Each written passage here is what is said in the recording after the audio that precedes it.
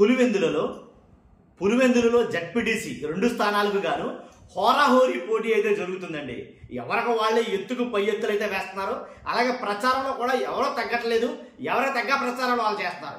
ఇదంతా ఒక ఎత్తు, ఇది ఎన్నికల విధానమే. కానీ అంతకు మించి జరుగుతుంది ఏంటి పులివెందులు అంటే కనుక వైసీపీ నాయకుల మీద దాడులు అయితే జరుగుతున్నాయి.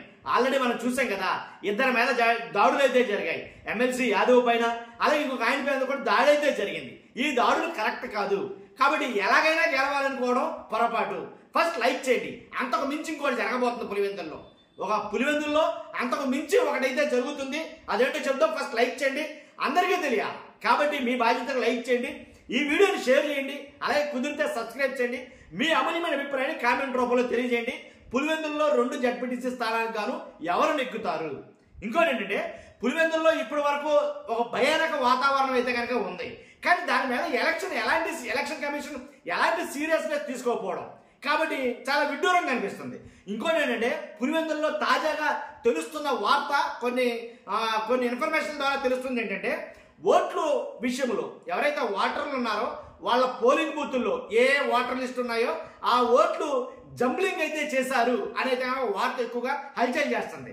ఇదేంటమ్మా, ఇంకా ఎలక్షన్ 4 రోజులు అంటే 12వ తారీఖున ఎన్నికలు, కానీ ఇప్పుడు జంబ్లింగ్ విధానం ఏంటి నాకు అర్థం కాలేదు. కాదు విషయంలోకి వెళ్తే కనుక ఇప్పుడు ఫర్ ఎగ్జాంపుల్ 12వ వార్డు బూత్ ఉందనుకోండి, 12వ వార్డుకి సంబంధించిన బూత్ ఉంటే కనుక ఆ 12వ వార్డులు వాళ్ళకి దగ్గరగా ఉన్న ఆ బూత్లోకి వెళ్ళి ఓటేస్తారు. వాస్తవంగా అయితే వాళ్ళ దగ్గర ఉన్న బూత్లో.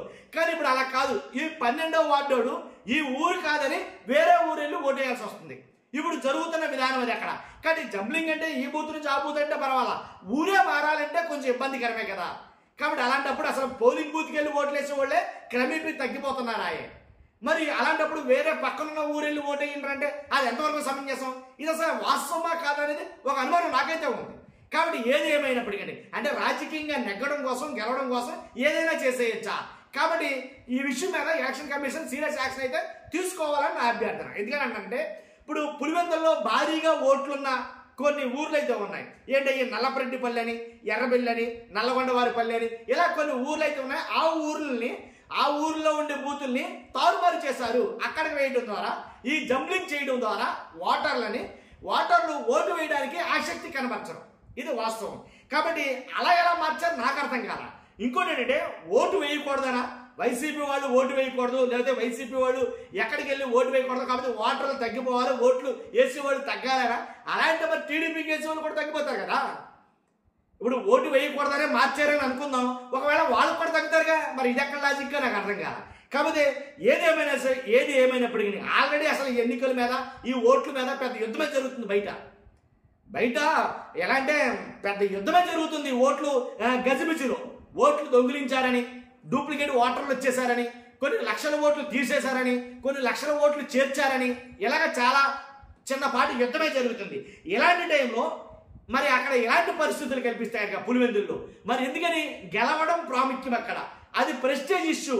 కాబట్టి ఎవరు గెలుస్తారు ఇక్కడ? చంద్రబాబు నాయుడు గారు అలాగే జగన్ గారు అన్నట్టుంది. 2 జడ్పీటీసీ స్థానాలకు అన్నట్లేదు. ఆల్రెడీ కొన్ని వర్గాలు కొంతమంది మాట్లాడుతున్న మాట ఏంటంటే 100% వైసీపీ అక్కడి నుంచి గెలిచేస్తుంది అనేది కానీ చెప్తున్నారు. ఏంటంటే కనుక టీడీపీ వాళ్ళు, జనసేన వాళ్ళు మొత్తం వాళ్ళంతా కుమ్మక్కే వీళ్ళ మీద దాడులు చేయడం ఆ నియోజకవర్గం ప్రజలు చూస్తున్నారు కదా. చూస్తున్నప్పుడు లేదా ఆ ప్రాంత ప్రజలు చూస్తున్నారుగా, ఆ ప్రాంత ప్రజలు చూసి ఇదేంటి ఇంత దారుణంగా బహిరంగంగా ఇలా బరితెగించారేంట్రా అని మాట్లాడుకుంటారుగా. మరి పోనీ ఆ విషయంగా చూసుకున్నా సరే వాళ్ళకి ఓట్లు పడవు, వైసీపీ వాళ్ళకి ఓట్లు పడతాయి అని ఒక ప్రాతిపదిక లెక్క అయితే వేస్తారు, సమీకరణ. కాబట్టి ఏదేమైనప్పటికీ అక్కడ చూస్తే పెద్ద గందరగోళంగానే ఉంది. చూస్తున్నా మీరు అందరూ కూడా ఫస్ట్ లైక్ చేయండి, ఇన్ఫర్మేషన్ ఎక్కువ మంది చేరాలి. కాబట్టి కొత్తగా మనం ఛానల్ చూస్తే పక్కాగా సబ్స్క్రైబ్ చేయండి. Thank you very much.